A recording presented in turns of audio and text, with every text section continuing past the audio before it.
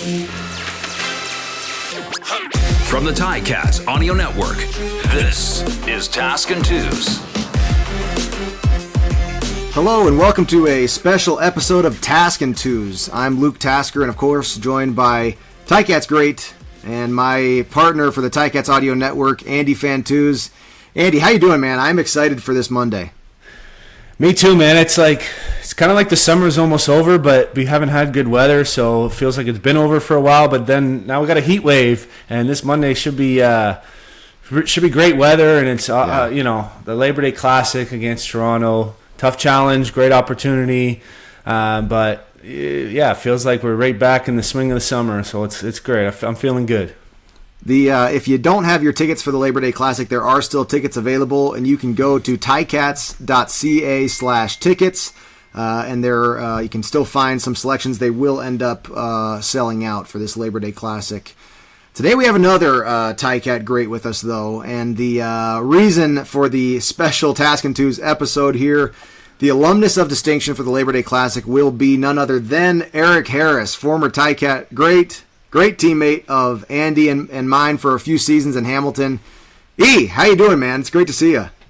I'm doing wonderful, man. Also known as the father of the twins when I was up there. I think they made the Jumbotron more than I did. Yes, they were all over the place, man. Isaiah and Elijah, how are they? They're doing awesome. They just won their tournament. We were playing a soccer tournament up in Auburn, Alabama, so they brought home the championship, and little Miss Esme, who's 7 now, she won as well as her first big tournament. Wow! So the three champions in the house. Yeah, the boys were born the year you came up to Canada, right? 2013. Yep. So they're 10 now. Uh-huh. And so you come up to Canada, the CFL first year, and we don't have a stadium. We're in Jarvis. We're playing in Guelph. Bussing every day to McMaster. What did you think? What were your first impressions of the CFL? It was pretty much my journey. There was really not a home base, right? But there were great people around me my whole life, so always had a support system. Couldn't have came to a better city, honestly, to fit my personality and my journey along the way. So for me, I embraced it. I didn't know any better. It's not like I played in any other professional league, so I loved it. Yeah, that's great. Awesome, man. I came in halfway through that season, and the two of you were balling already in 2013, and I came up, and both of you, interestingly, were two of the guys I got to know maybe quicker than most in the second half of 2013. And you're right, that was a group of great guys, man, and we were huddled in the basement of Jarvis in downtown Hamilton, and but what a special season that was.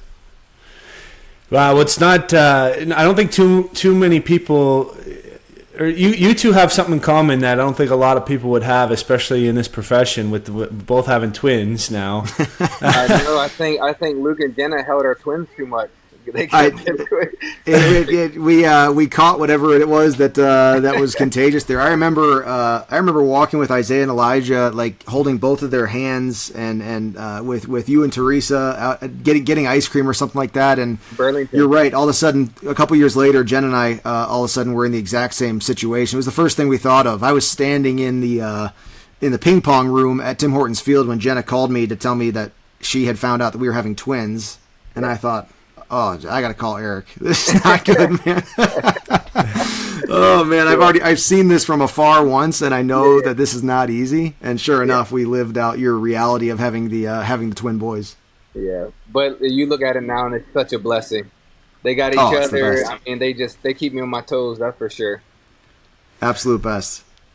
Yeah, I've been following you on social, and seems like your family's a handful, but a lot of fun, and like you said, keeping you on your toes. So it must be great watching them grow up. And one thing I think all three of us had in common were really diligent, taking care of your bodies and making sure you're ready to play. And that's why one thing I really respected about both of you. But E, I got a chance to work out with you a bit in the off season. I think I still have a couple pieces of your equipment, by the way. Your little balance circles with the ball underneath.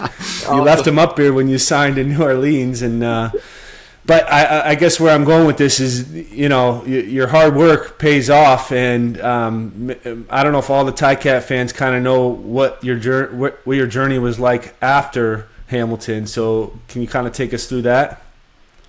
Yeah, so I mean, pretty much what you were saying is I left every year. We would move back to the States, and that's hard in itself because you're losing money on every dollar and stuff like that. So you send your money home, you're losing money on that. You go back home to work a job in the off season. But that last year, I knew I was a free agent, so I just left all of our stuff up there, and I was like, I either sign in the NFL or I'm coming back to Hamilton because that was home for me if they were to take me back. But we left all of our stuff up there, training with you in the off season. If are we getting calls? They're calling some of the Ticats, get permission to work me out.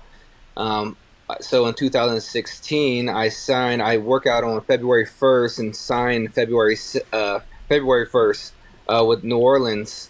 I had to come back up to Canada to get all of our stuff, and people look, all of our contract stuff's on the line, so they're like, oh, 3 years, 1 point whatever $1 million. I'm like, I wish I had that. I got $2,000 to sign with the Saints, and then I had to give that to our landlord up in Canada because we owed him rent money. And then we had to leave stuff there, whatever. I remember Coach Austin came over, helped me move in a 6x12 trailer. Wow. I had to sell some game-worn jerseys and some gloves just to get back in the States because we didn't have any money at the time. So, I mean, it was a grind to get to the NFL just to get the opportunity. Obviously, I made the team in 2016. 4 games in, tear my ACL and both my meniscus. So... yeah. So you were teammates with Dalvin Breaux in the Saints, correct? And he actually gave you a referral to the coach to come and can look at you. Is that true? Yeah, he kept hounding him like, hey, you gotta work out my guy E. He just does it all. He plays special teams. He's versatile on defense. He can do it. He can do it all. So he kept putting the word in. So I fly down, and I'm good. I'm like, okay, my first NFL workout ever. I played professional ball for 3 years, so I'm like not super, super nervous, but I'm still anxious. And then he walks in, and I'm like, oh, here it goes. Like, now I'm super nervous. I can't make him look bad. So I remember he told me, he's like, Sean Payton said, well, we're going to sign him. He said, we're going to sign him, but if he doesn't turn out, it's on you. If he's a good player, we'll take it. Wow.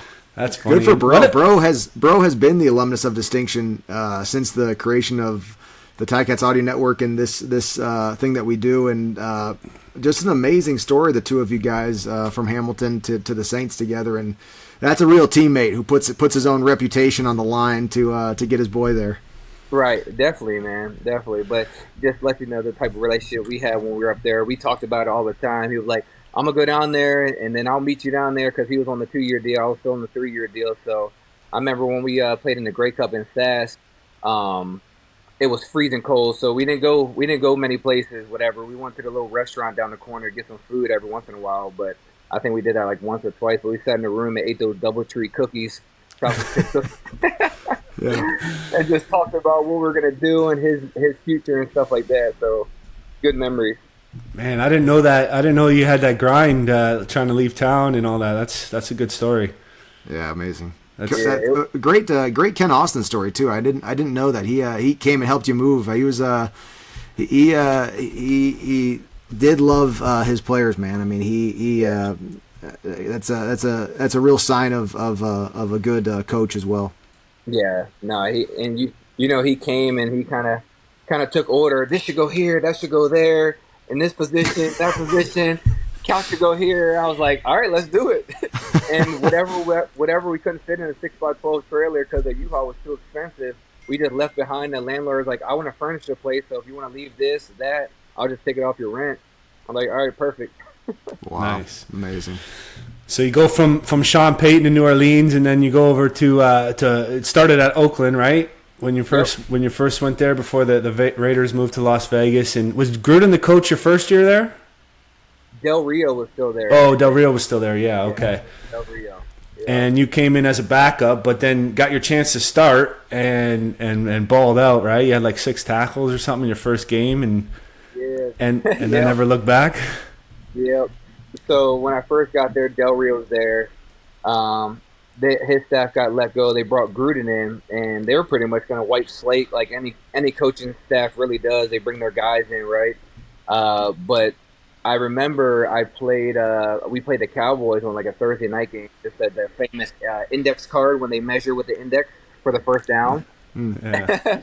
So after that game, the special teams coach for the Cowboys, who later became my special teams coach, Rich Bisaccia, he's like, "Hey, 41, we have a lot of respect for you in our room. All we did was talk about you all week, how we had to stop you. Next thing you know, the next year, he's my coach." So Gruden, nobody knew who I was really. I wasn't really playing defense at the time. So he was like, "Can we talk about number 41 before we like get rid of him?" Like, he was our best special teams player. So he fought for me to stay. And man, like, I started making plays in OTAs, and Gruden walked in his office. He's like, "Dude, tell me about Erik Harris. Who is this guy?" So then Gruden kind of fell in love with me and gave me an opportunity there, and started rotating me on defense. I played 2018. I played about 43% of the snaps on defense. But then that's when I signed my extension to come back, and then the following year, 2019 was my best year, and I didn't even play a snap the first game. They drafted their first round guy. They had another safety in front of me, so I was really like number 4. First rounder gets hurt first game. Other guy gets hurt. Then I start playing, and I was just like, it was week 4. I play against the Colts. I start and have the game-winning pick. So it's just crazy how you never know how opportunity will arise, and you just have to be ready for it at this level at any time. Even right now for me, I'm a free agent trying to play another year, and it's like you got to stay in shape. You got to balance life, balance the family, and still stay in shape and be ready. Wow. Yeah, you signed a nice 2-year deal with the Raiders, and then you went over to the Falcons for 1 year, right? 2 years. I signed a 1-year deal and then re-signed. And then a re-sign. Yep. So you're kind of just in the waiting zone right now. So what do you do with your day to day? I'm a bus driver for my kids. You go to car line, drop off, work out, run to the new build. Make sure everything's going good there. Even though we have a builder, he can't be there all the time, so the subcontractor, you gotta stay on him, man. So yeah, tell us about where you are and what you're doing. You're saying you guys are building a new house down there? Yeah, we're down in the Panhandle of Florida, actual Central Time Zone. So when people think of Florida, they think of the Eastern Time Zone, Disney, and all that stuff. We're more in like the country, Alabama area. So we're building a house down here on the water. It's beautiful. God's been good to us. It hasn't been as bad as people say. Not even close to a divorce, but it's been stressful. That's good, man. It's one thing to be a bus driver. You're a bus driver for a championship sports players, so that's okay. If you're driving champions around the Panhandle of Florida, then that's fine. Good, that's good work if you can find it. For sure, it pays off. Cool, man. So, Alumnus of Distinction, congratulations. First off, you'll see when you get there. It's a cool little thing they do before the game. You'll be down on the field, and fans, remember, you can come by to see Erik pregame. He'll be out in the quad there by the stadium signing autographs, and then be sure to get in your seats early to see him on the field before the game starts. The Labor Day Classic, you played in it. Do you have a play or some memories of some of those Labor Day Classics that stand out to you? The fact that we played the Monday one time and then turned around and played Toronto again on a Friday, it was like a long halftime. That was kind of wild. Crazy. That is crazy, man. No, I remember the last one we played. I think is when we just got the third unis that we played in Hamilton, and it was hot. It was hot, and I know twos were talking about getting some warm weather. I guess I'm bringing that with me from Florida. But it was a hot one. I remember I blitzed one time, and I like jumped up to bat the ball down and got flipped or whatever. But I just remember those games and how locked in every week, all week guys were in the locker room. I mean, like, it's just the battle of the QEW, right? Yeah. And it's just the intensity, the fans. It's like not literally you lose every game, but that one. But it's like you just got to win that one game, right? It means so much. The pride of just rooting for your team that day it's huge.